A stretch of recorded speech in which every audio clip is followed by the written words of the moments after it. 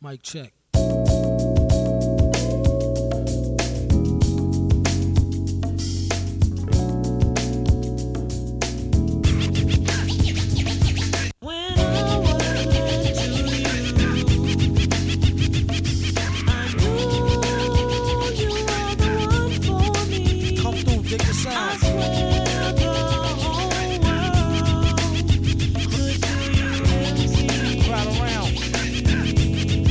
I used to cop a lot, but never cop no drop. Hold mics like ponytails tight and bobble ops. Stop, stick around, come through with the sound of the fly. Hey guys. Hey guys. Welcome to Alex and Friends. Episode 2, I believe this is. I have a very good friend here, a fellow comedian. Please welcome Julian McNeill. Is this like where you insert fake hand claps? Yeah. Okay. I'm going to put like fake laughter too for no reason. All right. I don't know. Then that should sound like 90s like radio DJ shit. Never mind. Don't do that. Try not to touch it because it'll shit. get All like right. reverb in it. It's fine. Yeah.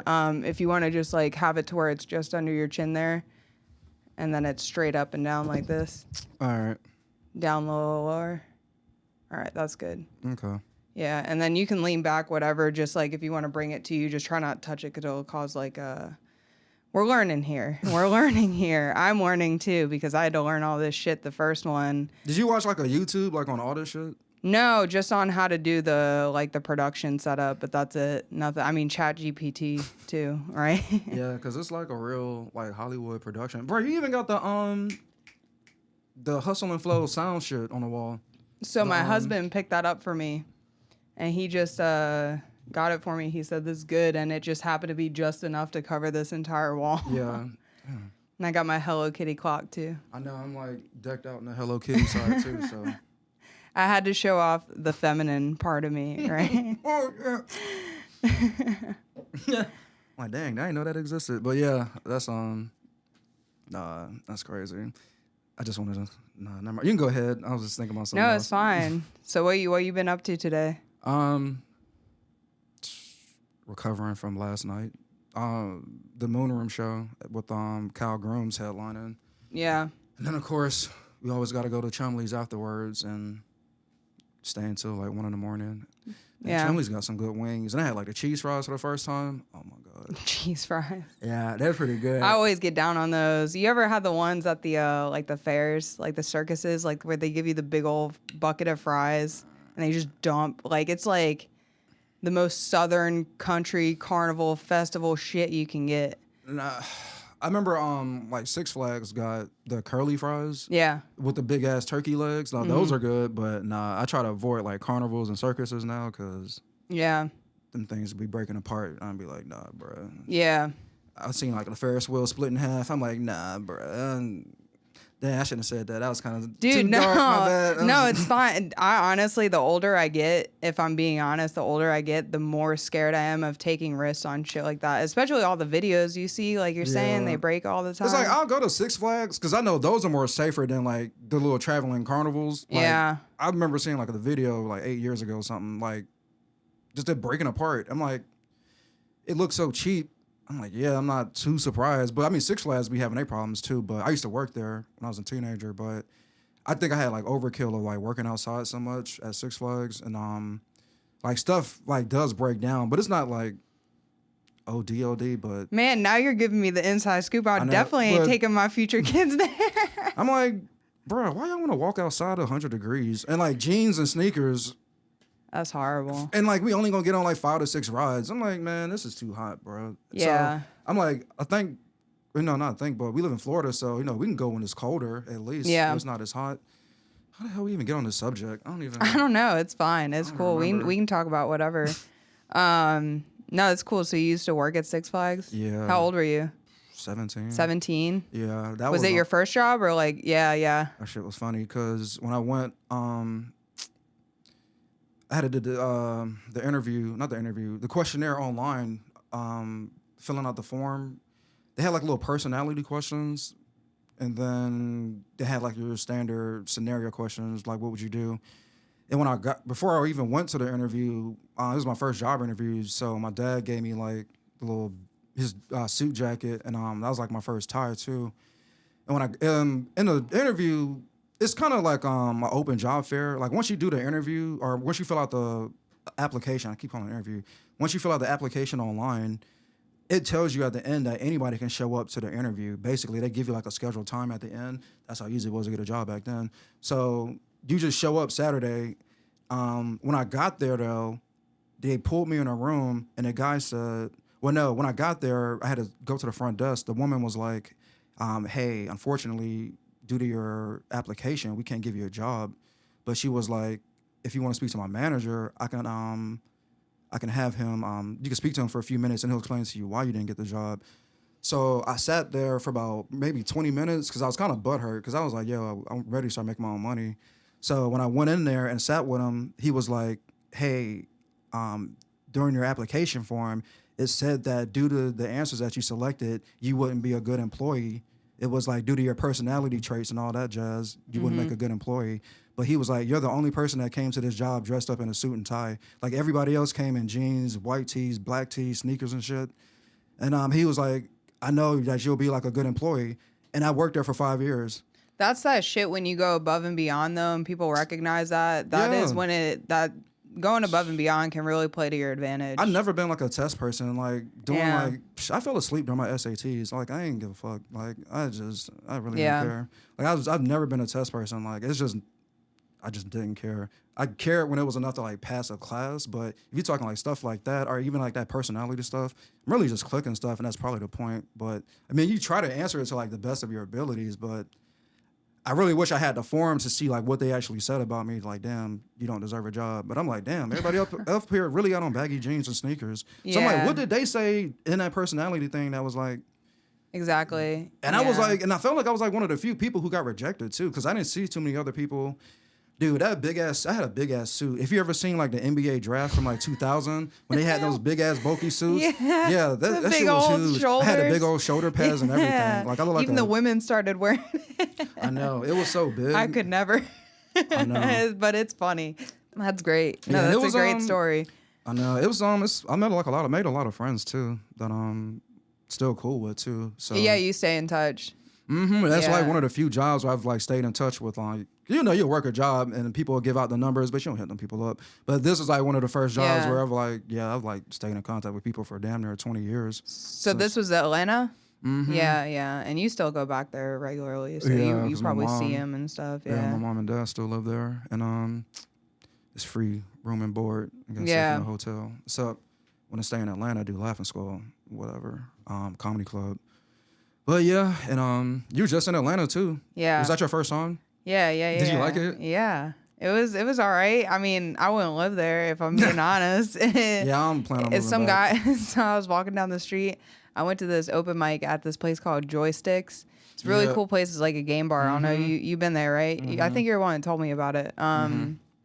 But yeah, so I was walking because I parked down the street, and it's late, you know, little old white girl walking down the street in the middle of the night from a game bar, right? And out this smoke shop, there's this whole crew of guys hanging out, and I'm walking by, I'm being respectful, whatever, excuse me. This guy goes, you like lizards? And I go, what? I'm like, what do you mean, do I like lizards? He goes, I'll sell you an iguana. And I go, listen, guy, I'm not from here. I ain't even had an interaction like that yet. It was so weird. I was like, I can't bring an iguana on a plane. I'm sorry. Bro, you always be ending up in some weird streets. Because we was in Austin, you had your GPS out. And where we were walking, it just kept getting quieter and quieter, and I didn't see no lights. I'm like, Alex, where are we going? He's like, I have zero sense of direction, and every time me and my husband travel together, he's like, give me the phone, because you have no idea where we're going. He was like, this that white woman shit. I told you. It really is, though, for real. It's genetic. It runs within white women. You know what? We just need to get rid of technology and go back to Google Maps. I need that turn-by-turn maps. No, you talking about or was it before Google Maps? What's it called? MapQuest. Yeah, we need to go back to MapQuest. Yeah, I remember having to print that out before we like get on a road trip, and then looking at the paper. My mom would drive, and I would like have to tell her, 5 miles, you're gonna make a right. But it ain't that bad. Yeah. If we had to go back to that now, yeah, people be screwed. My wife would be screwed too. Like, people wouldn't know what to do. Dude, people get lost with GPS. Like, my sister have it on her phone, and like it would literally say turn right, and she'd be like, turn right? I almost said something. Yes, bro, turn right. Like, why are you questioning it? Just do it. So yeah, even if you got GPS, I've seen people like, Yeah. even like I've been with an Uber driver and they go in the wrong direction with the GPS. So Yeah. it don't even matter. Like, if you can't follow directions, that's probably the lesson. Like, people can't follow directions. No, not at all. That's Yeah. why the world is in the state it is today. No, it's fine. It's cool. Yeah. I was just looking back to make sure I shut this. I don't need people to be seeing my mess in there. I got dead bodies hanging in the closet. We need to calm down. Dude, when your first episode, I saw the intro, I was like, what the fuck? I'm like, this is a real TV show. I'm like, That No, was crazy. so I'm super inspired by The Sopranos because growing up, my dad would watch Sopranos, and every time I'd always hear the theme song playing right after dinner, and every time I come in the room, he would shut it off real quick because kids shouldn't be watching the show, right? And I finally watched it as an adult, and I have this just like weird, let's call it a daddy issue attachment to The Sopranos, I guess. No, not in a weird way. You how know many what I times mean. have you seen it? I'm on my second time, and I will say the first time I did not finish the last season. I thought it was the last episode. I did not finish the last What? season. So What this the is my second time So I watching can't it even talk to you through. about it? No, you can't. No, you can't. We'll talk Well, about this another time, But I though. can give you my opinion. Yeah. I'm about to turn this in Please the first do. take. Stephen A. versus everybody. I thought it was all right. You thought it was all right? The entire show, I thought it was okay. What? Not like bad, but Yeah, what brought your opinion from like this is good to like it's all right? the deaths weren't like gut wrenching. Like, the people who were like died, who were killed off, it didn't like emotionally affect me. I feel like I've been emotionally affected watching like other like crime shows, and even to a certain extent movies personally. Like, for certain Yeah. people died, I was like, It wasn't like I've seen it done better in a plot twist. And instead, it's like I knew this was coming just because you know how this story ends. It's like when it comes to shows like this, Yeah. none of them have a good ending. Like, we know certain people in these shows are going to be killed off. You just need to see it in a certain like twist kind of way. And when those deaths happened, it was never like in a, yeah. Honestly, I'm a true nerd with this shit. My favorite scene in the entire show had to deal with like a physicist when he tried to explain like it was a boxing match. They were in a hospital, and he was describing Tony, telling him like how the guys in the boxing ring were actually, it were actually two guys fighting. It's just like energies in the same ring, like how we're all connected, basically. How he was breaking down the universe. That was my favorite scene in the whole fucking show. I'm like, you would have never thought you have like somebody explaining like how the universe works. And it's like called a theory of everything. It's because he's like kind of explaining like that, and then it's like people are like, other nerds like this talking about it like in the comments. I'm like, yeah, nobody's gonna talk about this shit on Sopranos. But at the same time, that's kind of cool that they did have that scene on a show like this, and because of that, I do actually like it a little bit more though. But I did like how like they would make fun of themselves too, even like talking about like Godfather, even with the Italian shit. It's like, yeah, you Italians, you know, we gotta watch Godfather shit. Man, I'm gonna go back and watch this shit because all right, sometimes I watch a show first run and be like, man, it's all right. Then I go back and watch it again and be like, damn, this shit kind of good. Only thing is, a lot of this shit, it's like movies. It's like you got to watch every episode like a movie, and you can't watch one out of order. Not for me with shows like this, like Breaking Bad. Breaking Bad is great. Yeah, we're watching the prequel, Better Call Saul. Yeah, I couldn't Sopranos. get into that, to be honest. The Did you- Better Call Saul. I like it. We're like we're on second to last season. I think I was something just like that. holding it to high expectations because of how good Breaking Bad was. Did you know watch what I like the mean? movies they came out with? No. El Toro or some shit? I didn't even know there was movies. Yeah, little meth head boy. He his character got like a movie, El Camino or something. Yeah. It's on Netflix. So I was gonna just try to watch them all, but no, Sopranos is. My thing is, I don't consider it like the greatest show of all time. That's where my argument is really about. People have it at that as like one of the greatest, not even like one of. It's literally like people are saying the greatest. I'm like, I'm kind of old fashioned. I like honestly like sitcoms, like the old school shit, like Seinfeld, Yeah. like Bernie Mac show, or my favorite is like The Big Bang. It's like I don't have to watch this like a movie. Like I can literally just turn it on and genuinely just watch an episode or something and like not feel like I gotta watch it like a story every time. I see what you mean. Yeah, that makes sense. and it's You want more casual, that's gonna grab your Yeah. attention kind of thing. Yeah. It's a lot of shows I gotta catch up. That's why I'm so late to watching like Breaking Bad. Because what Sopranos? What this is like how many years ago now? Like a decade over at this point. 1999, I think. What's the other show people be telling me about? That's like it's like a movie. It's on HBO. Yeah. I think it's like some business show. Yeah. I don't. Suits.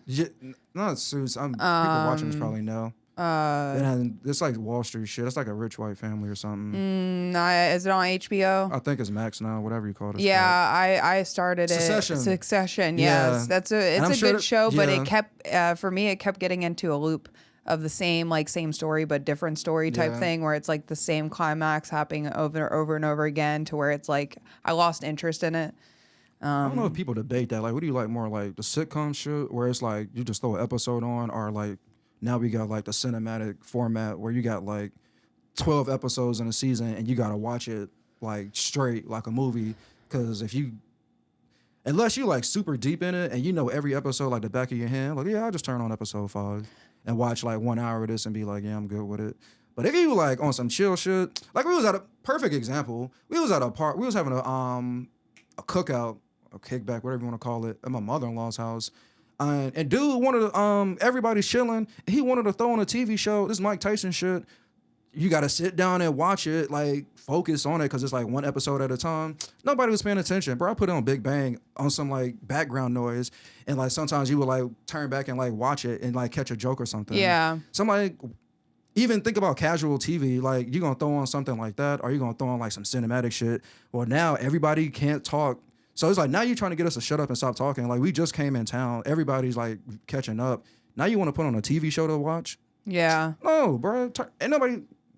I shouldn't even talk about No, that. I know, don't I even get watch that it. crap. No, I totally get it because I do either or depending on the mood or where I am. Because Yeah. like when I'm in the kitchen cooking, I got, not to brag, I got 2 TVs. I had an iPad in the kitchen.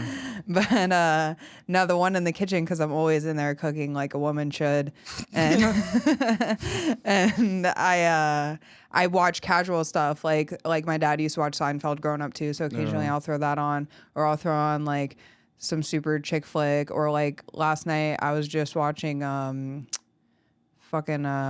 can't even remember the name, but I'm so bad with names of things. Anyways, but like just a casual show, like background noise, like you were saying. Yeah. But like The Sopranos, like I haven't watched it in 3 weeks because I need to sit down and watch it, Yeah, you which gotta can sit be down. frustrating sometimes because I'm like, I'd love to keep watching it, but I ain't got time to watch it. Yeah, it's like you literally got to sit down and focus. Instead Yeah. of like that's like it's like a movie. Because like the movies. it's so detailed, and that's what I feel Yeah. like a lot of I shouldn't say a lot of cinema because I'm not like a cinema head. I'm not like a super film guy at all. I just Yeah. casual viewer.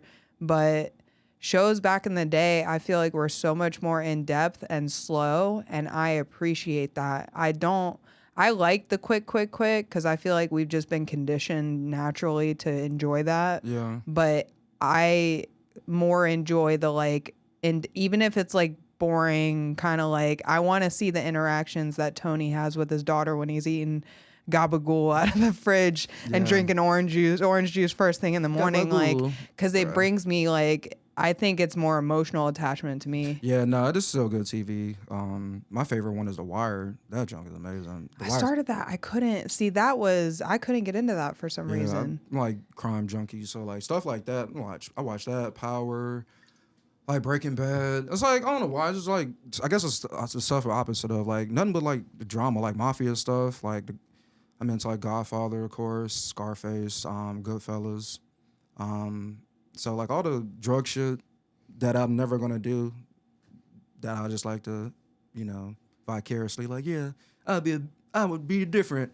I'd never get caught if I sold cocaine. I'm too smart for that shit. Nah, I'm caught too. Yeah. So yeah, all that I like that, all that stuff. Yeah. No, that's cool. What's your favorite movie? Like right now that you could think of, not like right now, but like of all time that you could think of right now. It's always like The Matrix and The Wizard of Oz. Like Yeah. my 2 favorite. Like I can always like spit like at the top of my head. You know they're redoing The Wizard of Oz? Talking about The Wicked, are you? The Wicked. I gotta see that play. I want to see it in New York or wherever I can see it. I don't know if it was in the original storybooks, but I can't understand, when were they friends? Yeah, man, you know. It don't make sense to me. You can just change anything. Like I guess, yeah. How with Fast and Furious, they just throw a new movie right in the middle. Like, don't be talking about my movie like that. No, I'm kidding. No, hold up. So, because I was talking shit about Tokyo Drift, but then you quoted Fast and the first one. So, which one? Because I'm like, because there was a tuna scene on Tokyo Drift too. I don't remember if there was, because I thought only when he's talking shit about a tuna. In the first movie. that was I don't even remember, man. I'm so dumb. All right. Well, hold up then. So you like Tokyo Drift? Yeah, it's my favorite one. Get the fuck out of here! Oh my god! I just think that just because of fucking cars. Oh my god! Stop! I got the Fast and Furious Toyota GR Super right up there. Is that from the first one? It's from a newer one. At Fast and Furious 9. It says it on the front. Okay, so that's Fast 9. Okay. Yeah. I know what that one was. Yeah, like I said, I'm bad with names and of things. Man, I see. That's the thing. I literally was telling that the other night. I don't wear band tees because I know somebody's gonna walk up to me and say, "Name 3 songs," and I'm gonna be like, "I can't. I'm not a true hero. I'm sorry." I get it. I'm just like the Drifter. All right, it wasn't a bad movie. It's really just a lead. For its time, you're like, as an American kid that's never seen drifting, you're like, what is this? Nah, I knew what drifting. Nah, because we was playing Need for Speed Underground, like, so drifting on that, like, you know, a couple years before the movie came out, like 4 or 5 years before the movie came out. Nah, it's really just who they picked for dude to be the actor. He was just too country for that shit. It was weird. It was weird, especially watching it back now. You're like, oh, yeah, it was really just him. I wish I knew his name. This dude, but I can't say anything because I'm not an actor by any means. But like, I mean, shoot, it was weird. I will agree with that. It was, and then he's in like, I feel like they did it on purpose because they wanted to have a large separation of like country dude and then Japanese. Yeah, it was really. Yeah, I honestly thought all the casting was pretty good. Like, kind of everywhere else. Not to shit on him, but it's just with picking. Like, even when it comes to like picking our showcases, like you do have to like pick certain people. I try to think about that. Like, I try to match up people who I think will go good with each other. And it's even when you do it, you just never know like how a show will turn out. You try to think about like people have like the same voice, like that they got the same like kind of energy or whatever. How this person would match with somebody. So I wonder if like with movie casting, you know, if they go into detail of like, you know, how these two friends talk to each other and like that. Even though we're not talking to each other on stage, we still kind of like follow each other. So I still got to like think about that and stuff. But man, that movie sucked. Keep it real. Fuck all that. Man. I do not agree with the statement. I disagree.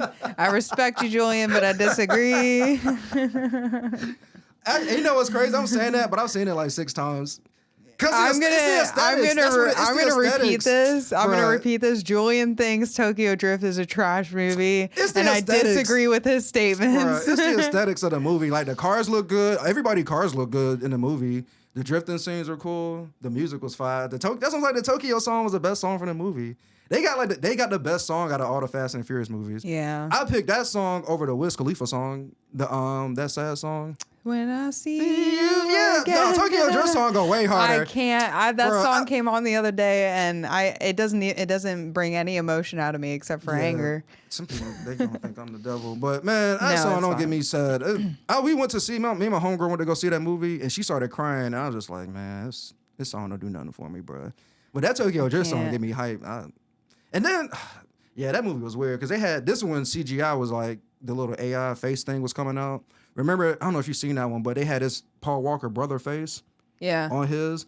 And if you go look back at that now, it looks bad. It looks even worse because it didn't look good back then. But if you look at the CGI now, you're like, this is ugly. Because if you see what we got now, it's like some people can't even tell. It's a world of a difference. Yeah, it's a world of a difference. But back then, he didn't look like Paul. Well, the government just released all the AI to the Hollywood so they can start using it in their productions. They got to level up. Yeah, I try to use before it to the like rest of us I use like Chat GPT to like write a script. It's like not bad. It's like if you've never done it before, it's like a boost of figuring out like, okay, this is what it would look like. Do you want to share what the subject is? Was it no, like that's a $1 million idea. Okay, all right. We'll keep it hush hush then. It's okay. Great. Dude, Jesus. it's gonna be a coming of age high school movie Okay. on my life. It's $2 million. It's honestly, well, private. I say like a private film. Back in the day, like my favorite director, Robert Townsend, he made this movie Hollywood Shuffle.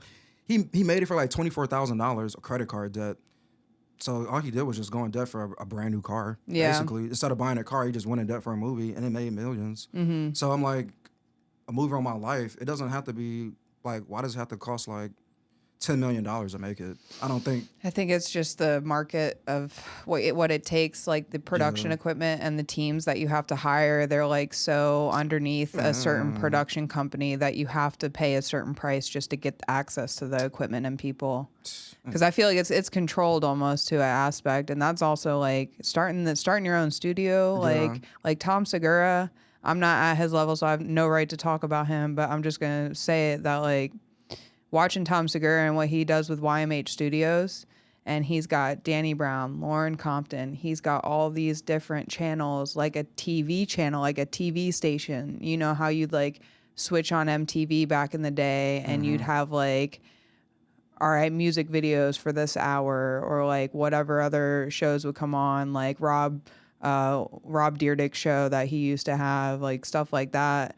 And like he basically has his own channels on YouTube to where he's just producing. I mean, he's not like, he has a whole team obviously, but like to own your own stuff, I feel like is so important. So like you said, like you don't need to do all that. You don't need to abide by those rules, and you can do your own thing. Like one of my favorite movies, or you asked me. Sorry, I don't want to interrupt you, but move the mic down. It's it moved up, like the whole arm. There you go. I don't want you to cover your mouth. Excuse me. One of my favorite movies, Paranormal Activity. It cost them like less than $30,000, and it's made over $200 million. Yeah. So wow. I'm like, you can definitely like go super low. Like you don't got, man, like the practical effects and paranormal like are so dope. And it's like they didn't have like no like super CGI effects or nothing like that. Like those are really my like. Picking a movie is like hard, but if I had to pick like my types of movies like that where it's super inexpensive, they didn't like spend a lot of money, and then like the practical effects of it, they show you like how creative people are. Like even with like Dark Knight, like Christopher Nolan, I want to say like that Batman scene when he's under the bridge, like practical effects, and you watching it, you thinking like, you're really thinking they blowing up a highway or some shit. Like nah, they just blowing up cartoons. I mean, little toy action figures. So yeah, that's pretty cool. And I want to say one of their movies, he's like still using practical effects. So they came out with a big ass Godzilla new movie, like Godzilla 1, I think. They spent like $10 million to make it. Wow. And you know, like those Marvel movies, yeah, dude, those cost like $200 million, and I want to say this Godzilla movie made like $200 million. So wow. I said all that to say the movie on my life is gonna be like, it's definitely like I would say like 5 to 10 million. If you're talking like a good coming of age high school movie, because they haven't like the last one I've seen was that I really liked was those two white chicks. It was like two white girls in high school that were like graduating. I thought you were talking about White Chicks because I just watched that the other day. White Chicks is good though. I love that movie. Sorry, I didn't mean to get off track. No, I can't. It'll come to me later. It's like one of them's kind of heavy set a little bit. It's not the girl that wanted right? I can't remember, but I saw it. It'll come to me later. I have to put my phone out to find it. Yeah, I'm gonna have to blank that out because it's kind of like, I know. I'm gonna come back and circle around and figure it out. But yeah, I like coming of age shit. Like another one, Ferris Bueller, Day Off. Yeah, I like that one too. That's like one of my favorite ones too. Like, I feel like a movie, like a cool movie, like about a high school kid, like really just trying to figure shit out. Yeah. Or like really good movies for like a teenager to watch. And I don't even got kids, so I don't even know why I'm thinking about this shit. But yeah, I found those movies like relatable. Like also a lot of those Disney Channel movies we had growing up. Yeah. Were just like teenagers figuring shit out. Yeah. And then, like I was literally a teenager just trying to figure shit out. Yeah. Like, doing stupid shit and like damn, that's not a good thing to do. I shouldn't do that. But my mom don't even know what the shit gonna be about. So when the movie come out, she gonna find out for like the first time. Yeah. I'm like, damn, yeah, this is your son. Well, why don't you put her in it?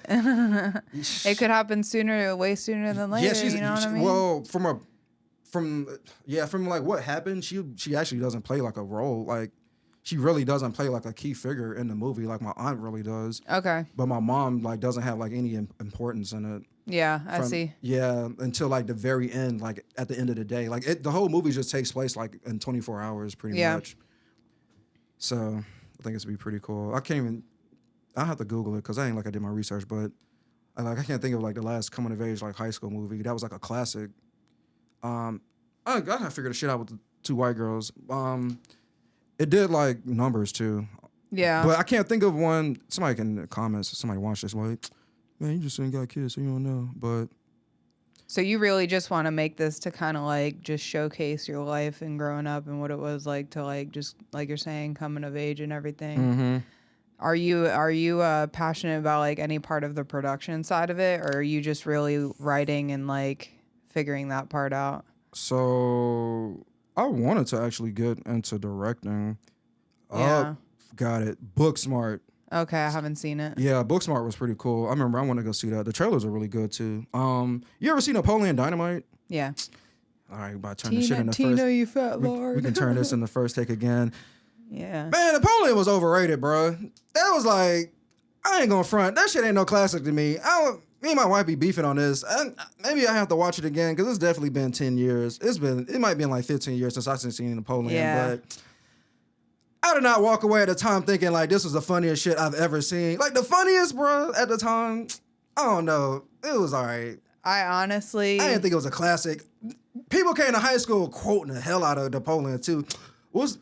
Gosh, whatever, tater tots. Yeah. So I'm like, all right, bro. It is, the tater tot. I think what it is, I think why it's a cult classic is because it's a certain genre, and it's like that stupid funny.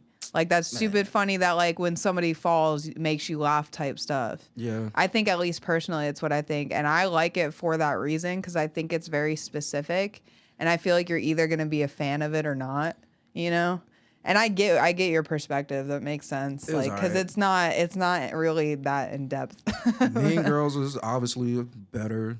Mean Girls, yeah. Mean Girls is, I put Mean Girls over Napoleon because that was like that same. See, but I couldn't even compare it though. But it's comedies. I know, but it's a different type of comedy. Look, when I Google coming of age, it put Napoleon and them in the same category. And it is too. It's high school. It's considered a coming of age. Yeah, it's high school, like that high school shit. Yeah. I feel like they gotta get rid of these folders because these folders don't make no sense to me. I definitely forgot about it, but yeah.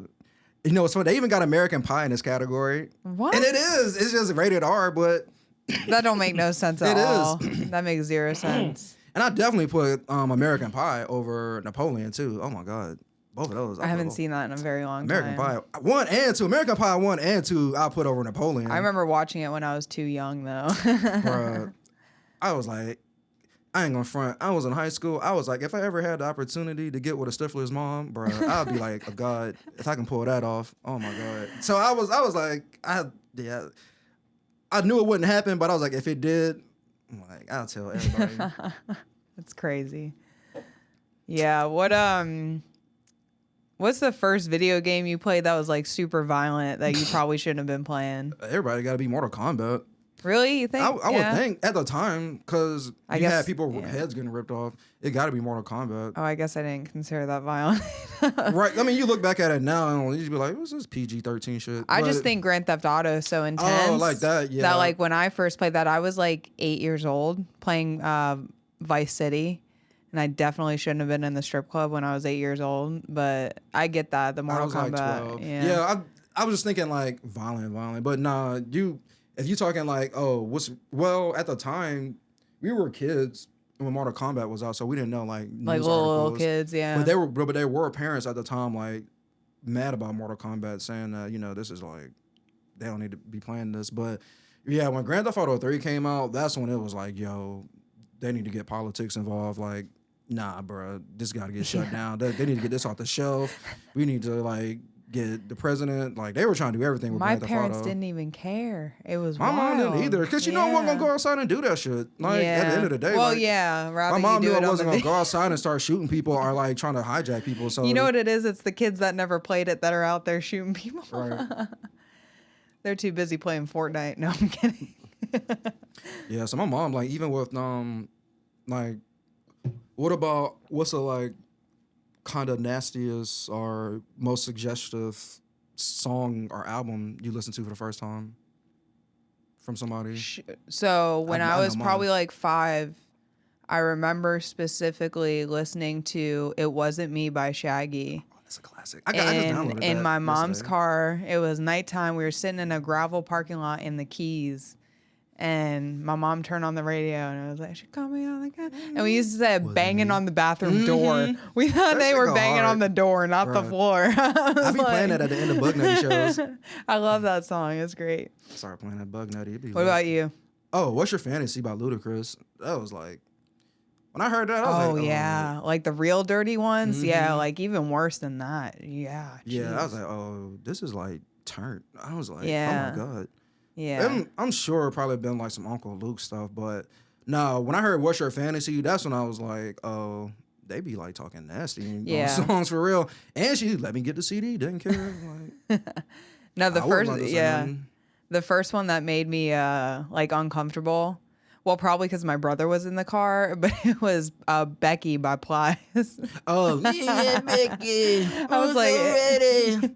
it made me so uncomfortable because my brother was singing it, blasting it in his girlfriend's car. I'm 12, 13 years old, sitting in the back seat. I'm like, I do not need to be hearing this. Oh my God. Bruh, Plows got my favorite tweet of all time. What did he say? He's like, I'm in Red Lobster with my shirt off eating shrimp.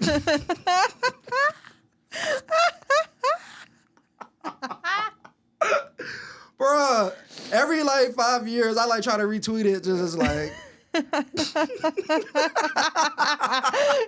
retweeted? Shut the fuck up. that's like the realest tweet, bro. That's my favorite tweet of all time. Like, After this ends, we're both gonna We gotta post post it, it on yeah. Instagram. I mean, and he definitely dropped the N-word. So I was like, that's what make it even like. I bruh. can't say it though. Yeah. Well, unless you give me permission. No, I'm kidding. He shook his head immediately. Done. Nope. Not Bruh. today. I tried. I try to slip it in there every once in a while. I try to get that permission. Bro, that's what Patrick be joking about. One day he just gonna do it for real. I wouldn't. I would Patrick only do says- it in my car when I'm listening to That's Biggie. Noah. I think Noah got that joke or something like that. Bro, Noah gave me a great joke with the N-word. Oh my God. And it killed at Blind Lion too. I can't with Noah. Noah's Noah's like- gonna say it one day. I know. I was like, Noah was like, hey man, he's like, I can't give you this joke, but Noah was like, hey man, you ain't got a stigmatism, you gotta. He was like, I was like, that is a great joke, Noah. Thank you. I've seen some famous comedians do it before, Mark Normand especially, but it was kind of like I think it was like a homage, I think you would call that, where he would do a joke on stage and then he'd bring a black guy up and he'd point at him and he'd say the word for him. I think that's so funny. I've seen something like that before. I've seen somebody else that was in comedy longer. I think it was a long, long time ago. Did that, and Yeah, I've it's seen like a something like reoccurring that. thing that people do as to pay homage, not like a stealing thing, because everyone knows it's a thing that people do. Yeah. But it's hilarious when you see it because it's just like the white guy. He's just like ah, Yeah. That's cool. and then you got the white guys that just say it, and you want them to get off stage as soon as possible. Bruh, Usually, somebody had a shirt. We was in Austin back in July. He walking around and said white guys should say the N-word too. Or white guys can say N-word too. I was like, all right, bro. yeah, Obviously, I don't care. I'm not about to say, hey man, take your shirt off. yeah. I don't know. Austin's like the weirdest place. Austin. It was definitely weird. Yeah, We there it for- was your first time, so like tell me how you feel about that. Yeah, we were there in Austin for 2 weeks. Not 2 weeks, what the hell? For a week, comedy, when she was on the Kill Tony shit. But bruh, in Austin, I ain't gonna front. I've lived in New York, like Brooklyn, worked in the city in Manhattan. I have never seen like that many homeless people and like that of a like much in a vicinity. And then like probably being stopped and asked like maybe every like minute to 2 minutes or maybe 30 seconds sometimes to like every 2 minutes. Even at some points in times, I would see more homeless people than I would see like regular pedestrians on the street. So like that was a new experience for me. Like that was, I would honestly say that was like the first time like that type of experience. Outside of that, Texas barbecue was amazing. That shit was good. I've had better in South Carolina, but I was definitely go back. And then like from a comedian standpoint, it's like a 24/7 like comic convention. Like I was telling like Jake, guy on our scene in Melbourne, that's going down there. I was like, you know, you can do like writing sessions in a day from like 3 to 5, and then you'll have like your normal mic starting from like 6 to 8, and then you'll have like your showcases, you know, from like 7 until like 1 a.m. or whatever. So I think I got up like 21 times in the 7 days I was there. Yeah. I know you got up, I think like 25 to 27. 27, yeah. Yeah. I would, I'm glad I did it the first time. Like I did it that many times. I got up 21 times. Like going back, I wouldn't do that again going back. Like I'd rather just like, I do like 50-50 more networking this time instead of like 70-30. I'll probably split it up and like rub shoulders more and then probably get on like more higher profile like showcases like that. But to see what I was capable of doing 21 like that in just a week was like, that was pretty cool. Like it felt like a job. I would, we as soon as we touched down the first day on Thursday, we did like 5 to 7 and then hell, go to sleep, get back 2 a.m. You just want to like sleep and then just get back up to, you know. So like during the day, I didn't do anything. I'm like, yeah, I'm kind of tired. Yeah, I don't sleep when I go there, and I've been working too when I go there, so I don't have to take PTO. So I have to just like suck it up and just deal with it. It sucks. It's like I know you're probably by the end like fucking just beat down and ready to lock yourself in a room, not talk to nobody, and sleep because that's how I feel when I'm done there. When I got back, when I like got back to for the night, yeah, I was like tired, so I slept it off. But once we got back from Texas, like I definitely felt like a different person. Like this obviously felt like slowed down.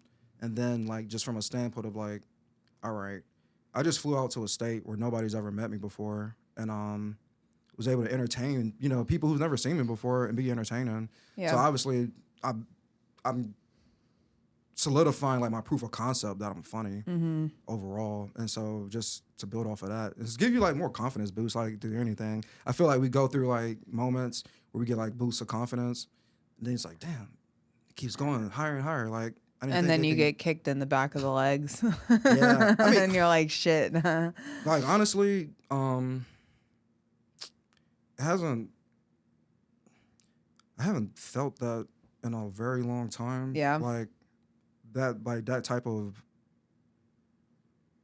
not pain, but low point with comedy yet. I don't want to be foolish and think like it won't come, but being like disappointed, I try to like stay the same, like whether I'm doing good or bad. And it's a comic I just recently spoke to, Jacoby Burton. We was at Blind Lion up in Cocoa Village. He was like, it's funny how people have different perspectives on bombing, because I told him my perspective on bombing, and I was like, for me, you're doing comedy, and let's say you're doing 5 minutes, and in that 5 minutes you got 0 laughs. Yeah. For my level, to me, that's what I thought bombing was. And you know, for his opinion, he was like, he didn't even think that was bombing. He was like, you know, maybe just you've done those. Let's say you've done those jokes in another room, and you like just killed. You had like a good 5 minutes, and you felt really good about it. You'll give it like an A performance, and for whatever reason, you went somewhere else, and like we just said, like you didn't get anything. And like you just say your jokes didn't work that night, and so you know, I feel like you look at it from that point. We all have different perspectives on it, and then I think that's how you help deal with like saying like a low point or something. So it's like, all right, well, I just did this room. My jokes didn't work tonight. Why am I about to shit on myself when I just did another spot a day ago and I did fine? Like, why do I have to keep shitting on myself? Like, I honestly don't like when people be like, I'm gonna commit suicide because I did bad. Like, I don't like that. Like, saying you're gonna kill yourself. I'm like, dude, you just did good the other day ago. Like, I feel like you're just shitting on yourself, like, for no reason. I'm like, it just didn't work tonight. It ain't that deep. Like, you think Steph Curry goes out and has a great game every night? Yeah. Like, everybody fucks up. Like, we all have bad nights. It's truly not the end of the world. Like, people like Dave Chappelle or whatever, they still tell you that they go try out shit and bomb. Like, it's okay. So that whole I'm about to kill myself shit, like, bro, no, you're not. You about to be right back up here with our ass tomorrow, trying to try this shit again. I think a lot of people are joking about it when they say oh, obviously, I don't think they're very serious. I know, about but it's like we talk about hacky shit.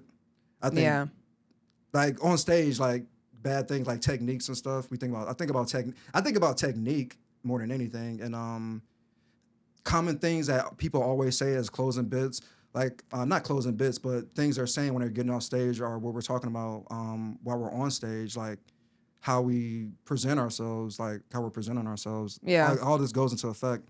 Like that's my time. I never say that.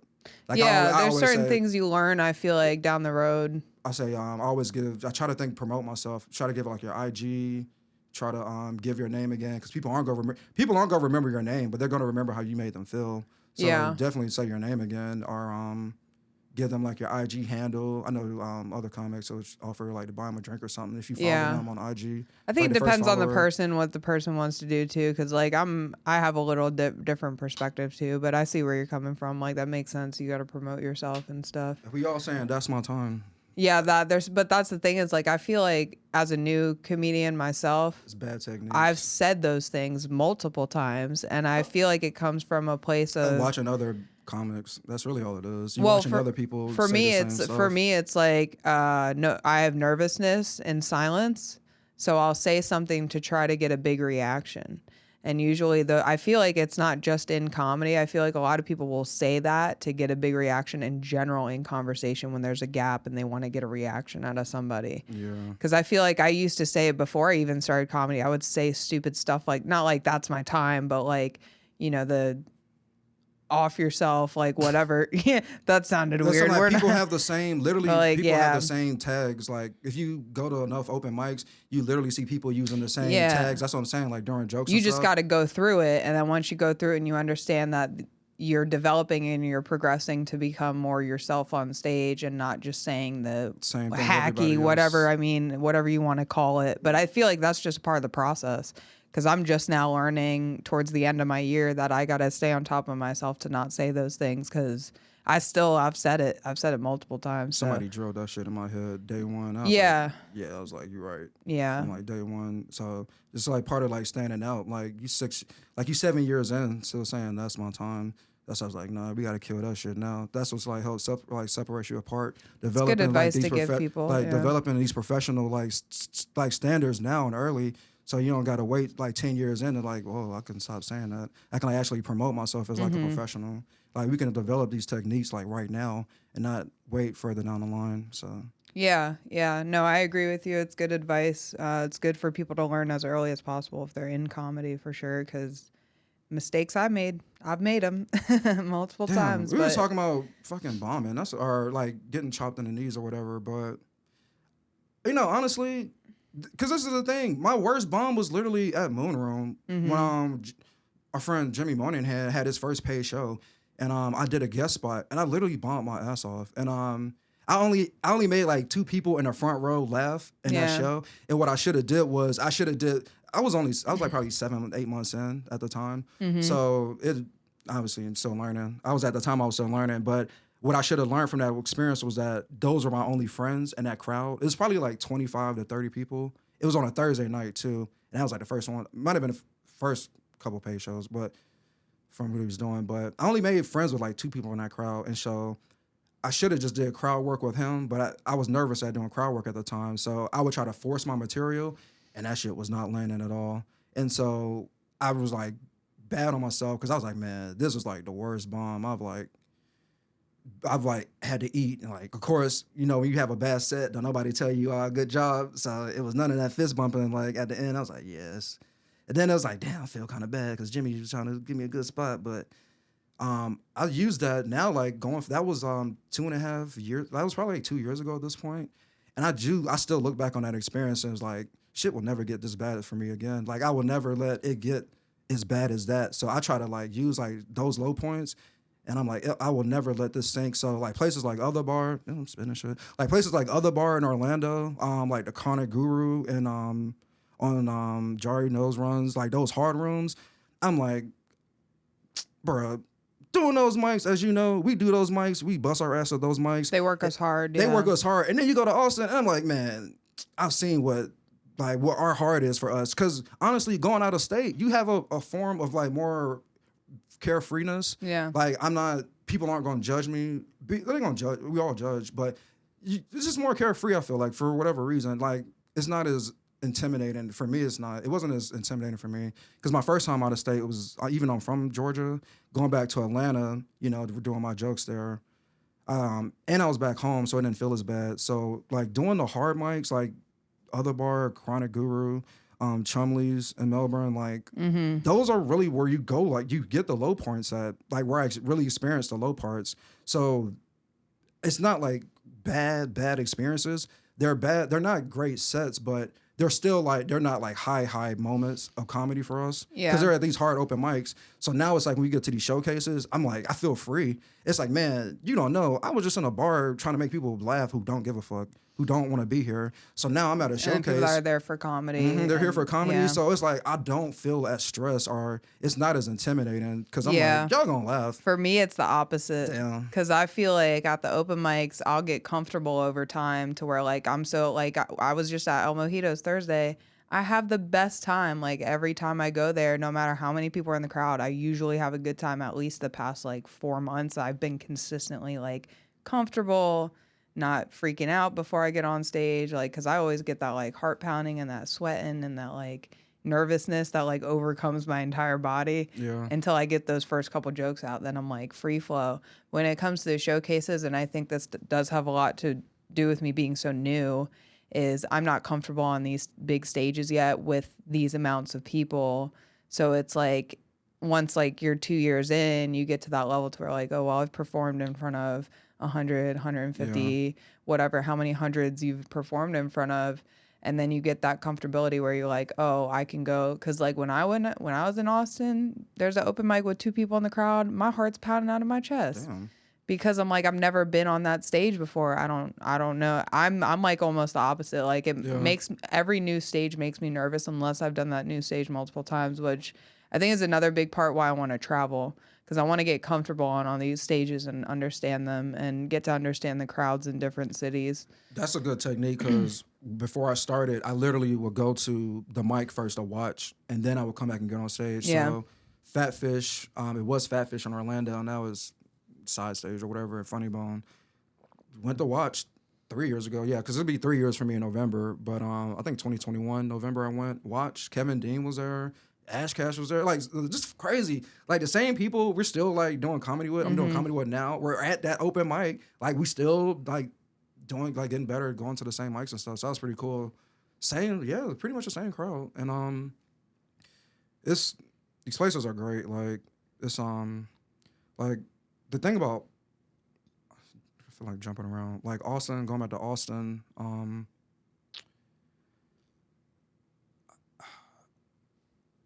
glad you got on Kill Tony and I got to watch as as a friend and like see your experience.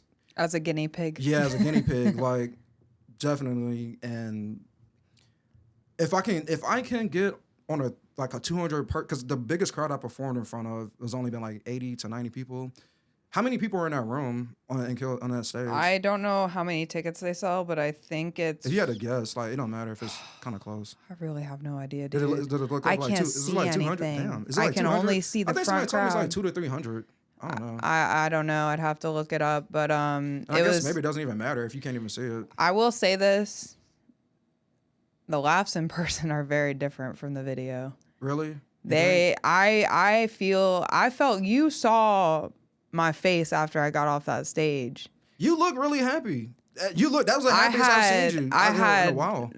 I know watching it, I could tell the things that I did wrong, so I understand that, and I have that opinion, and I'm going to get better off of that. But aside from that, the in-person experience is so much different than like seeing it, because I feel like the TV doesn't really... It's like watching somebody's comedy special and then seeing it in person. It's almost a completely different experience. I definitely agree with that part. Yeah. Dave thing was not the same when I saw it live and then on Netflix. I was like, it's kind of different. Because I was watching I was watching Kill Tony the other day, and some guy mentioned, "Oh, that was a loud cough." You don't hear the cough at all.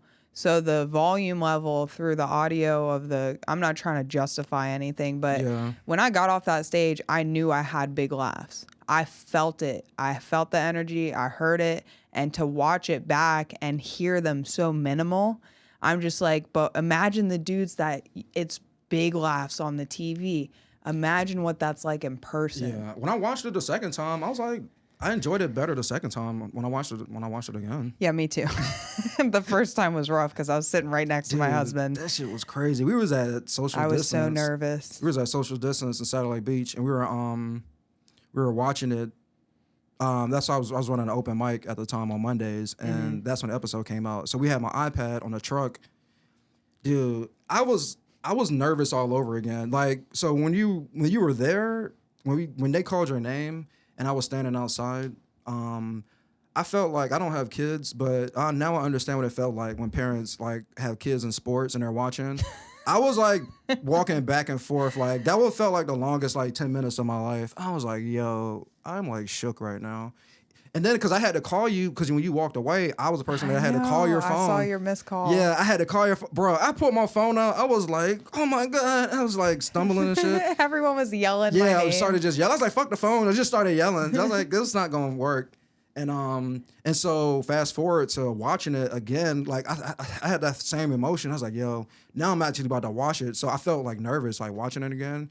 And it's like, I felt me, Matt, Glennon, and I think Eric Erlich was with us too. Like we felt like coaches. Jonathan was there. Like we felt like we were just like, yo, like tuned in. Like, man, this is like, we were like in the zone. We felt like we was watching like it was like work or something. I don't know why we was like so serious about it. And it was definitely an experience. But all of that to say, I was like, yeah, I don't think I can sign up coming back. I was Really? Like, yeah, I know. I'm like, you don't think it would be good to get comfortable on that stage now and then just do it again? That. I think just the attention right now for me from like, you're just not interested in it. Yeah, more right from now. like, because I'm like still employed, and it's like from an employer standpoint, it's like I just don't care to like the idea of like what they think at this point in time. For me, is like not worth for me to have a thought. It's like I'd rather not think about that right now. Not this point in my life where I have to think about it, and now it's like a thought in my mind, like, oh, I wonder what they think, you know. But to see you go through it, that shit was kind of dope. Like the whole thing, and then like post, like everything from the beginning to the end, literally was like, dude, I was like, this is crazy because you literally said you're gonna be the second person called, and you literally were the second person called. So I was like, she's a fucking... I think what it is, and like I talked about this a little bit with my friend on the first episode, but like I had not dreams. Yeah. Like I would close my eyes and I would visualize myself on stage. Okay, so I heard Arnold Schwarzenegger. I don't even want to get close. You called me your daughter, but I'm still not going to say it. Or coach or trainee or whatever. But what was I saying? Oh yeah, so like so basically he was saying like when he was bodybuilding, I watched this video of him like when I started comedy. I don't know how it came up. He was like when he was bodybuilding and he was getting into it like real heavy, moved to California, whatever, he was talking about how he would start to visualize himself holding the trophies on stage so specifically, like not just a broad like I'm gonna get on Kill Tony or I'm gonna be the biggest power lifter in the world. Like I feel like when you have specific goals and you can see yourself doing it and you want to do it, it will happen. And as weird as that's like, I feel like it's just how our world works. It's just this energy that science can't explain. That like, because I literally visualize myself like for weeks ahead of time, like I'm getting up there. I would see myself up there. I saw myself getting a big joke book, weirdly enough. Like I wasn't trying to have a big ego. It was just, it's a goal that I had that I think I wanted so bad that I started to see it. Yeah. And when I started to call certain things, like when I was leaving my hotel and I was watching Kim Congdon's podcast, and said out loud, one of the guests is either going to be Ron White or Kim Congdon, and she was one of the guests. It's just, and then I said, like, I was getting pulled second, like you just said, which brought up this, but like, I feel like if you really like want something, it'll come to you in time. You don't know. I mean, I feel like you could probably get it to happen at a certain time. I feel like I did almost to a point, but like, basically he was saying like he saw himself on that stage and he got it. He eventually got that trophy. He was number one. He's still, you know, one of the biggest powerlifters today. And it's just like, if you visualize that and you want it, you can get it. Did you, have you ever looked at any of the comments yet? Because you know I've been sending you sometimes. I was looking at first, because I'm human. I did try to make a rule for myself. I was like, I'm not gonna look at comments. I don't want to know what people are saying. Yeah, I had a couple but like I got a couple favorites. Somebody sent me a few. Oh, you want to read them out now? I can't. Got a couple favorites. All right, go ahead. All right, go ahead. This is gonna make the reels for sure. This was so funny. All right, bro. these are comments from Kill Tony, right? The episode. Okay. There was so you know when people do timestamps about each person. Some people in the comments, somebody do timestamps of people who did the minutes. Yeah. Somebody at your time mark, somebody said ex-tatted military girl. I'm not in the military.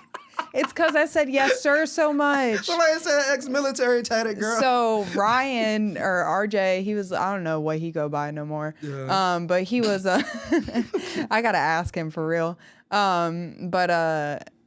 He was like, I'm going to take a shot for every time you said yes, sir. Yeah. But it's like when I respect someone a lot, because that's how my dad raised me, I just say yes, sir, when I respect somebody. So I'm like, I knew people were going to think I'm in it because I got my hand behind my back. I'm like, yes, sir.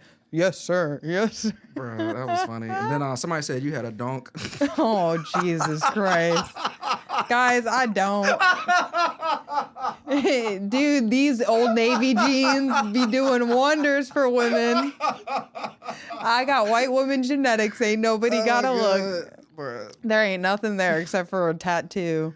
Oh my God. On my leg, not my, guys, we're done. I'm not even, you know what, Julian, get the fuck out of here.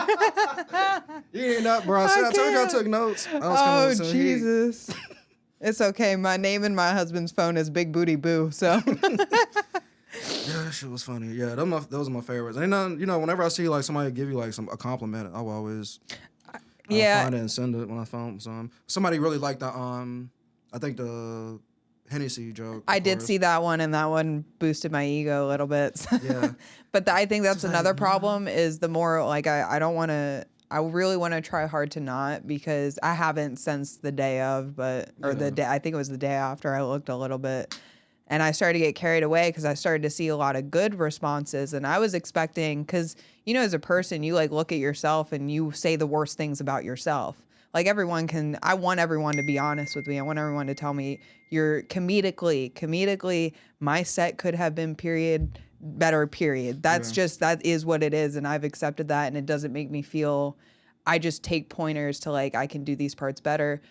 But when you read like positive comments too much, I feel like I feel good about this. Like it's going to make me think that I did so good, and I don't want to feel that way because I feel like I can't get better if I think I did amazing. Yeah. You know what I mean? So it's good to have y'all be honest with me and like tell me the truth about like, what were let's do this here. Like this should have been better here. And that's why, to your point about like the coaching thing, like y'all literally do that for me because I'm only 9 months in now, and y'all help me with like, maybe get rid of that tag, or like the women beating. I had to stop with that because most people didn't like when I would make jokes about women getting beat, especially with these documentaries. They're going back to the Me Too shit. It's coming. It's going to get crazy out here. I can't. But anyways, we'll not get into that. I won't talk about beating women anymore. But like stuff like that, when y'all give me advice, like it's very helpful. And I don't know. It's just like, it's good to see both sides, because I've also run into people that have seen it and they're just like, they agree that like, yeah, comedically my set wasn't so good, even as non-comics, which is great to hear honest feedback. But they're also like, you're new. Yeah. It's and this is what other people are saying. So like, I'm not trying to say this about myself, but they'll say like, you're new. That is one of the biggest stages in the world. Millions of people are watching it. Yeah, So I that's could what I'm get like, why you would be nervous. Yeah, it's really more so. It's really, this is all comes with like experience. Yeah, like, exactly. I'll show you all it is, because honestly, because me and Alex were in Austin at the same time, because Alex is Me and you. Yeah, Alex is about it. Like she like when she puts her mind on something, she's gonna do that shit. Like I was holding off, like I had my own room in Cocoa Village called Bug Nutty Comedy Show, and I was gonna put it off until October. But like you were like gung ho about like starting your own room at Mike, so I was like, I don't need to like wait anymore. I just need to like jump on it. And then so my show's been going for like since 8 months now or whatever. So it's like doing really good. Like the crowds are getting better. And then I talked about going to Austin, but I was like, man, I don't know. Like I just kept saying, you keep saying you're gonna do something, but then like you don't mess around. You like, shit, I'm about to do this. So I was like, all right, I knew you went and you've done. So I'm like, all right, I know I'll have like a good experience. I can like shadow somebody. So I want to say like, fast forward, like your best set. I feel like the best we did that Abe Smoke show. The Abe show. That's when I found myself. I feel like a little bit. It was like a point of like 3 minutes where it kind of felt surreal for a moment. Just like, switched up. Yeah, you like just like snap. You were like talking about your husband, like y'all's names, like. That was the first time I've heard you do that material. Yeah. Like you talk. It wasn't even material. I just was like, let me talk about this. I was like, yo, this shit is great. I was like, I don't know if she even like knows what's happening. But yeah, if they could. It was a big turning point for me, I feel like. And it's like, unfortunately, like, all right, every show we go to, people ain't gonna see like you at your best moment. Some people are gonna see you at your worst. Some people are gonna see you at your best. And it's like, our goal is to like, those 3 minutes that I show you do at that smoke shop, our goal is to like have that 3 minutes, but everybody sees it like all the time. Yeah. So it's like, I know that it's coming where people are going to see what I see at that day. And it's like, yeah. It's a part of that experience. Like you're saying though, I just need time in the game. And like, I feel like you almost can't get around that in comedy. Like you need time on stage, period. Like, and like some people, they'll have that shit day one, which is great if you got it, but hey, not everybody is, and we got to work at it. Like most of us got to work at it, and I enjoy the work, honestly. Like I enjoy the process of getting better. Like I don't want to like be like an overnight success, because like I agree with that. So like this is like the only thing I've enjoyed, like actually working, like struggling and like trying to get better, like with improvement, and like I feel like it's because I want to say I met you so. See, now, let me give like introductions and shit on like how we met. I met you at Beachside. I think that was like your first. That wasn't. It was my first time. That was the first time. Yeah. When I saw you, I was like, see, this is the thing. Like the whole thing about comedy is like you're judged before we even speak. Like before we say anything. Like maybe what the music we're listening to, the walk-up music, what we have on, like our attires. Shit like that.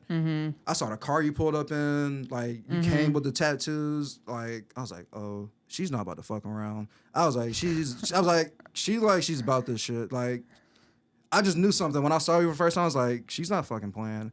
And then, like, first time seeing you, first time hearing your jokes, I was like, yo, this is funny. I was like, I was entertained. Oh, shit, I appreciate that. Because I'm like, this is everything. So I'm like, all of this, I'm like learning from like the very first time. And then I was like, yo, end up being friends. I was like, oh shit. Yeah. So I was like, I don't know. It's like sometimes it's like you meet people and you kind of like, you get it like instantly. Like sometimes we just like meet and connect with people and it's like the chemistry, like you become friends and like y'all have like the same goals. And so now it's like you help inspire each other. And so it's like, all right, hitting Austin, creating your own rooms. Like, bro, like, even in Austin, it'd be times I would be fucking tired, but you like, nah, I gotta hit one more. No, like, remember the first night I went and laid in bed, and then I was like, oh shit, there's a creek in the cave at 12 o'clock, so I got up. Yeah, I was you came out there too, yeah. Yeah, it's like it's called, I guess they call it what, an accountability partner, like somebody like people that hold you accountable, and it's like people have that for gym people. I'm assuming the people having it in business, but like I'll never have that shit in the gym. I hate working out. Like me and my wife, like. We try to go to the gym same day. I'm like, nah, bro. I just rather walk up and down the stairs. But like with comedy, it's not as hard. But yeah, it's like people like it's funny because somebody told us, like, seeing us, like, how hard we went in Austin, they said, like, that inspired them to, like, do the same. And it's nothing I really thought about. It's like, obviously, I knew that we were working hard because we were working hard. Like, we were getting on stage, you know, we were feeling tired and whatnot. But I never thought about, like, how that would be perceived to other people as, like, as inspiration for them to do, like, the same thing. And so, yeah, you're, like, you and, like, other people, like Eric Erlacher, yourself, like Jimmy Moynihan, and like Matt Glennon, like definitely help, like, a circle of people, like, help inspire me to be, like, better comics. And, like, I see, like, how hard y'all work, and it, like, helps, like, motivate me to, like, want to keep going too. Yeah. And, like, even, like, the days I feel tired, it's like, you know, I see my friends, they haven't given up, and so they're just out here when they can. So it's like, you know, I want to do the same. So Yeah. I feel like a sap. It's like, I know it's really cool, honestly, just to, it's like you have, like, a small circle of, like, feel like you have, like, you make connections with people in this. Like, it's funny, like, I don't think people realize with comedy, collecting my words, we're all starting off, like, on an evil playing field as far as, like, fans go. Like, we're all each other's first fans. I don't think people realize that. Like, I'm going to be the person that speaks highly about you before other people do. Yeah. Like, yeah. I'm talking, like, I'm reciting your jokes to other people. Like, I be repeating, like, Austin Killman's bit, telling him about his bit about how he moved to, like, a racist neighborhood or something. But it's Austin like, Kleeman? Yeah, Kleeman. Yeah, I be repeating yeah. his bits to people, telling, like, he's funny as hell. He's so funny. I know. So it's like, we're each other's first fans. So, like, this is, like, the circle of, like, y'all are going to be the first people to, like, know, like, who we are, vice versa, like, comics. And then exactly. And we look up to each other too. When we see people that are like hang out around us that are better than us too, it makes me, I'm like, God, like, when I see like I saw Noah go up at Villain last night, and I was like, God, Noah's so fucking funny. I want to be as funny as him because he's been in the game for as long as I have. And I'm just like, it's almost like a comparison for fun, not for not for competition or anything. Cause I honestly watch everybody, and with how much y'all have, like, shown like not respect in a weird way, but just, like, as a woman, y'all have respected me in a good way. And I respect you guys back because of that. And, like, it's just, like, y'all being helpful and being honest with me and not bullshitting me or blowing smoke up my ass. It's just, like, helpful to be around, like, people. So when I see y'all do good, I'm like, I want everyone to do good. Like, even new people that are coming in, even though I'm still new, and I see new people, like, if I see them get discouraged, I'm like, I try to be like how y'all were with me and, like, give them those little, like, tidbits of, like, it's one time. Like, you can do better after this. And I remember, and see, when I first met you, like, I was being honest too. I was like, you know, you being a woman, I was like, you're definitely going to get, like, opportunities a lot faster with like certain showcases and stuff. Yeah. And then remember, like, a couple weeks later, you were on a showcase, and I was like, damn, I ain't even do that room yet. No, and I was like, this, but it's like, even saying that, it was like, still, like, happy for you, because I was like, I know she's going to get it. And then, like, it's going to help her out whether she does bad or not. I'm like, it was irrelevant to me. It was like, you getting that was pretty cool. And it's like, even it's crazy, because I was at Moon Room last night, and there was a woman there who's like still, like, dabbling her toes in it just a little bit. And I was she made a point about it being harder for women, which I can't relate to, obviously, but I was trying to, let her know that, hey, you're gonna, if you try, like, people are gonna, like, mess with you and give you, like, opportunities to, like, still like, come out. So it's like, once you got that courage, like, once you get it, like, once you start and you, like, things are, like, just gonna start popping up, like, that you don't even think that'll come your way. It's like, even for me, it's like things will just pop up that I, like, my month will be like, I won't have anything booked, or I won't be on anything for, like, a couple weeks. Something just might pop up, like, hey, somebody falls out or something, you need a replacement. For a show tonight, somebody doesn't bring a guest spot, I'm gonna hop on that. So another thing, like, when I told you when I first met you, I was like, yo, just, like, pull up. And I'm like, people will give you a chance just to go. Like, if you just, like, literally, you just that's show what up. I've been doing when I go to other states too, because it works. It does work. All you gotta do is show up and say, "Hey, I'm out of town. Can I get a guest spot?" And sometimes I maybe mess those opportunities up, but at least I know they won't remember me when I come back next year. I'm like, that's the easiest game you can give somebody, is, like, literally just showing up. It's like literally just showing up, because literally you showed up for one of the mics that is like, nah, you gotta come back. I'm like, bro, just show up. Well, just show up, man. Yeah, and I think like being a woman, being a pushy woman can be helpful too, because I've had people give me a hard time, be like, I ain't giving you no spot, and I'm just like, I get it now as a showrunner. Like, it can be annoying if people like come up and just like ask you if they can just get a spot. Yeah. So I don't pester people now. I just ask once, and if it's it. You know, Yeah. I get that totally, because it takes a lot of effort to put a show together. It is. I did not know until I started getting into it. So I totally respect it now, and I'm glad I did that to understand that. But like, yeah, because I went up at the Laughing Skull, and because I did Wednesday open mic, had a great time, paid for the video, can't wait to get it because it went well. And then I asked for a guest spot on the Laughing Skull. I felt bad initially asking anyways, because that's a big still club. waiting on the video? Yeah, I'm still waiting on the When video. you went? Usually, what, 2 weeks ago? Bro, ask again. You should I did email them to ask them when to expect it and what email I would be getting it from, because I'm not sure if it went to a spam or something. You know what I mean? Because usually, like 72 hours, like the longest. Really? Yeah, 72. Like I've gotten it back I've gotten it back before like 24 hours. Well, I emailed them, so hopefully, because I sent the Cash App for the whatever. I'll figure it out. But hit him up again. But yeah. Yeah. So I forgot his name. I don't know him very well, but he was so great to just let me get up and do 5 minutes on a guest spot on the showcase Saturday, and I didn't do the greatest. Brought the energy down. Laughing Skull? Is that Laughing Skull? Yeah, I brought the energy down in the room for sure. And the next comic had to, of course, like work really hard to bring it back up.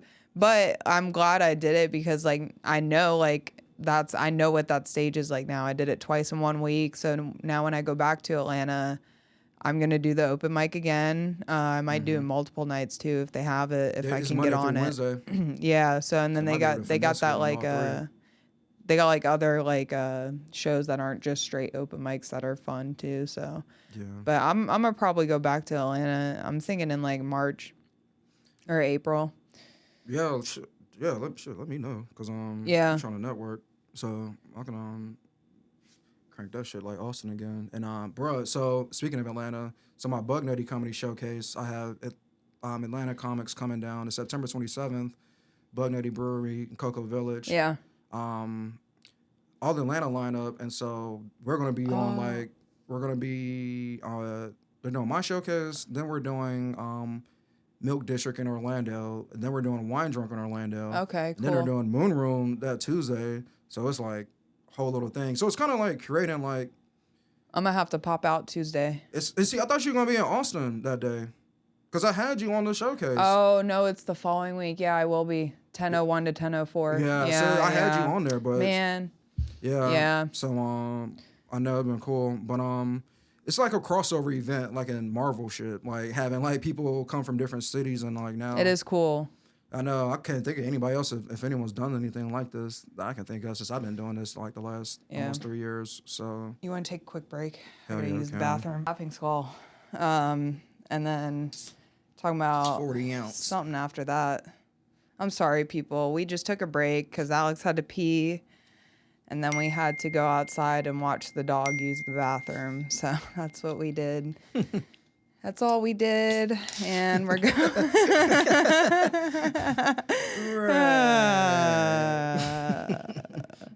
But anyways, guys, sorry that we totally skipped and missed what we were talking about before. So we apologize if you were engaged in that conversation.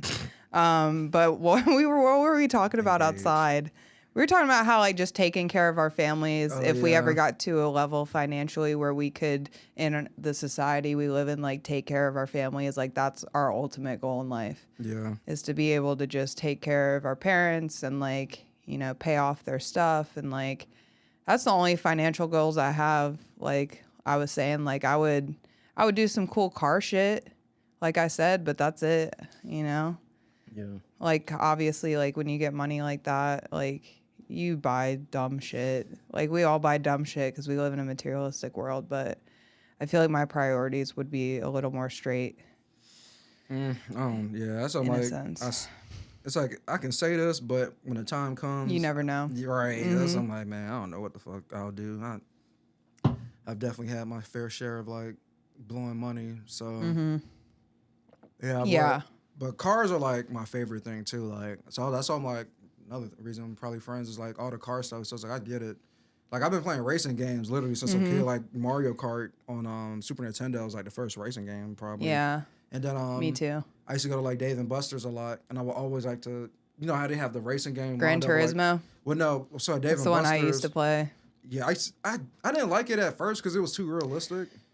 It was like I tried to play Gran Turismo on PS2, and I was like, man, this shit too real. I was like, I like kind of like arcadey stuff. Oh yeah. So like Dave and Buster's has like the big racing machines where it'll be like 10 machines lined up. Oh yeah. And like everybody can race at the same time. I used to like love that stuff. I remember doing the bike ones.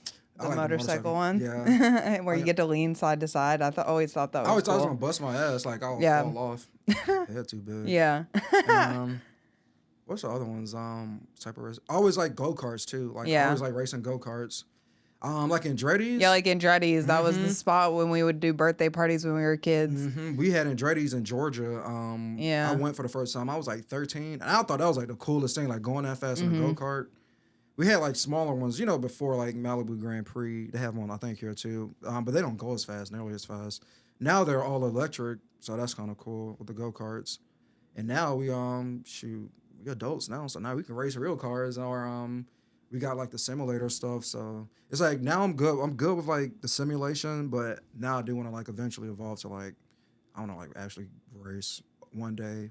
I'm like, after comedy, I think that's what I'm gonna like focus on, is like actually like get behind the wheel and like learning how to like actually race a car one time. Yeah. I always say like, if I wasn't like, if I lived another life, I would have been like a bartender. I would have raced cars or do what I'm doing now. If I had the choice, like I like making drinks and I like cars too. Like as a hobby aside from comedy. Yeah. The drifting is just like, I've been into it since I was 16.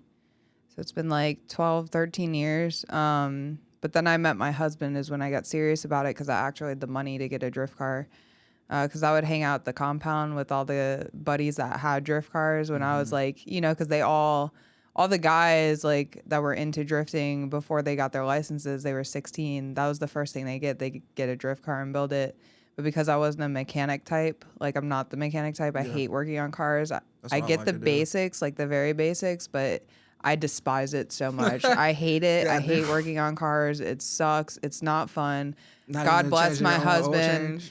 I mean, like, if I have to, but that's why I got married to a man. Oh, People fair. wonder why I'm straight. It's because I need my oil changed. That's what I miss about living in the house. When we rented a house, like I would like get out of the car and change the oil, because a lot of shops legit don't know how. Like I got one of my cars, I've had it messed up because they didn't know how to do it. So it's like not all. It is true, yeah. Like, not all. Like there's like a rubber band that got to go around the tip. The O-ring that goes over the and nut. they forgot that off, and I had like hella sensors going off. Putting the wrong oil. One time they didn't even change the oil. Or they the washer, Yeah, they literally just put my shit in and pulled it out and didn't even change the oil, because like I had the low light, or they didn't put enough in there. So I'm like, damn. Something so basic that you really sometimes got to do it yourself. So. Yeah, no, my husband does a lot of. Let me just check the camera because I just made a noise. I'm sorry. All right, guys, sorry about that. Every fucking bird on the planet, cause Julian's car just got shit on by some birds. This is like terrible. Like, I lost a camera because I ran out of SD card room. So we only got 2 cameras now. So you're going to have to bear with me in this editing. I think I just lost another camera. We're going to close this show out.